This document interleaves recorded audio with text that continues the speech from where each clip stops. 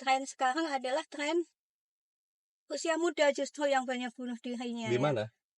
Di seluruh dunia termasuk juga di Indonesia. 15,5 juta remaja mengalami masalah mental, dan dari yang punya masalah itu yang pada tahap gangguan itu 2,45 juta. Kalau di India kasusnya agak berbeda kayaknya. Yang paling tinggi justru malah kalangan petani ya. Nah, petani jadi Itu apa bunuh ya? diri ya.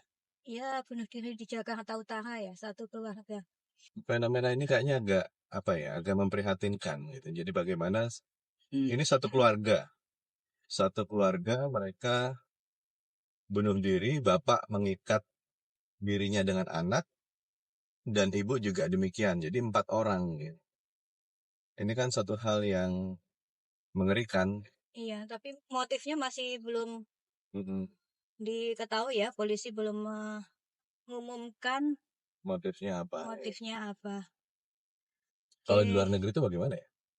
Kalau kita bicara perbandingan luar negeri, kayaknya Indonesia bukan termasuk yang negara dengan tingkat bunuh diri tertinggi ya. Kalau udah dilihat dari World Population Review, di sini yang tertinggi adalah Lesotho.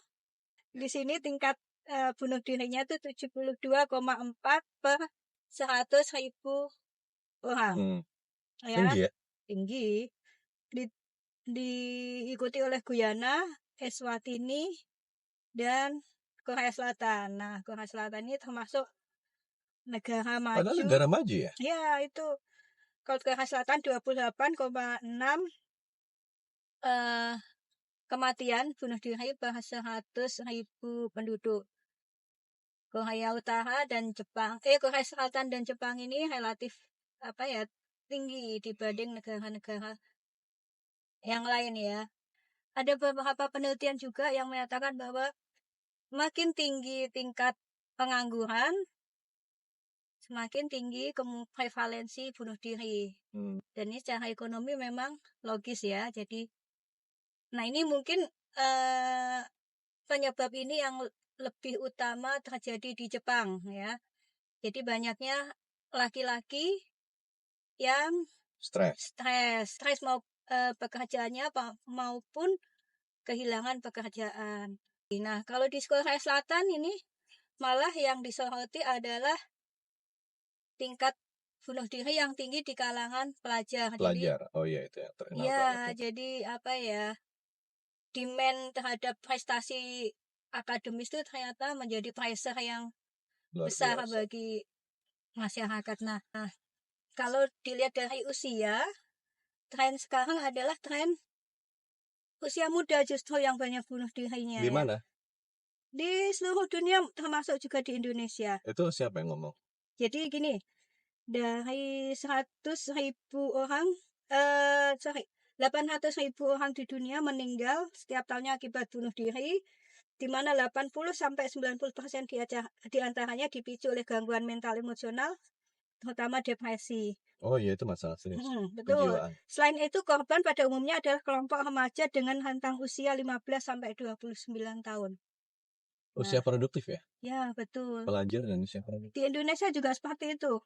Kalau di Indonesia, menurut Indonesia National Adolescent Mental Health Survey 2022, 15,5 juta remaja mengalami masalah mental, dan dari yang punya masalah itu yang pada tahap gangguan itu 2,45 juta.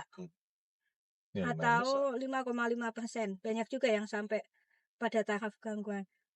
Nah, dari jumlah itu baru 2,6% yang mengakses layanan konseling baik emosi maupun perilaku.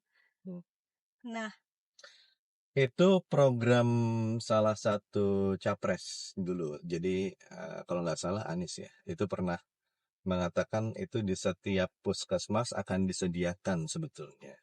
Karena tanpa harus menunggu capres itu menang sebetulnya, iya, memang harusnya disediakan. Di Surabaya itu kalau nggak salah satu programnya Risma kan dulu gitu kan. Jadi ada pendidikan khusus buat dokter supaya mereka bisa mengidentifikasi gangguan kejiwaan pada tingkat puskesmas untuk kemudian dirujuk ke fasilitas kesehatan yang lebih tinggi gitu. berarti yang programnya Risma nggak harus satu puskesmas ada Satu psikiater dokter atau jiwa, dokter iya. jiwa enggak ya, tapi bagaimana dokter-dokter umum ini dia bisa mendeteksi awal gitu, Betul, melakukan deteksi betul. awal, oh ini perlu dirujuk ini, oh bagus juga berarti dokter-dokter umum itu perlu ini ya, perlu ditingkatkan kompetensinya untuk mengcapture fenomena ini ya.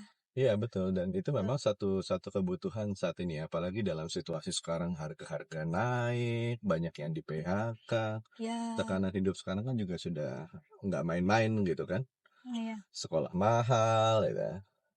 Kalau di India kasusnya agak berbeda kayaknya, paling tinggi justru malah kalangan petani ya, Nah, petani jadi bunuh diri petani India ini cukup menjadi topik yang menarik menarik jadi jadi penelitian. penelitian. Nah, utamanya adalah karena mereka terjebak utang. Jadi dibalik apa ya, dibalik swasembada beras mereka, produksi beras mereka yang tinggi, ternyata terdapat tekanan yang luar biasa juga bagi petaninya Iya, untuk apa ya, untuk memproduksi dengan cara nyari pinjaman, ya, iya, dan akhirnya terjerat hutang. dan pemerintah India pun sudah mulai melakukan apa ya tindakan untuk mencegah atau mengurangi prevalensi ini lebih lanjut, misalnya dengan program-program bantuan, subsidi, dan Hmm, mungkin pinjaman lunak dan sebagainya. hmm, Nah, hmm. di Indonesia mungkin juga pemerintah juga harus melakukan yang sama ya, Wak.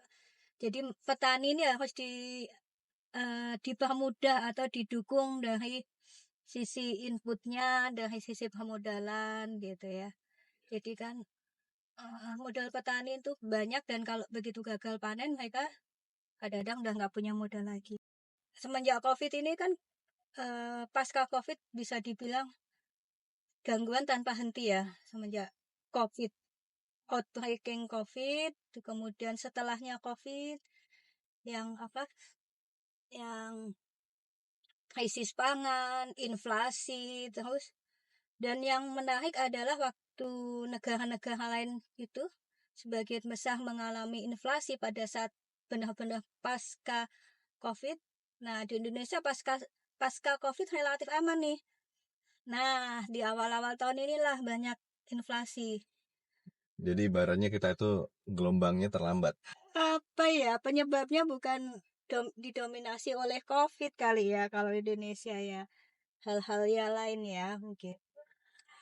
Saya El Nino sekarang kalau yang jelas untuk yang dirasakan sekarang kan El Nino ya. Jadi Apa bukannya El Nino dengan bunuh diri?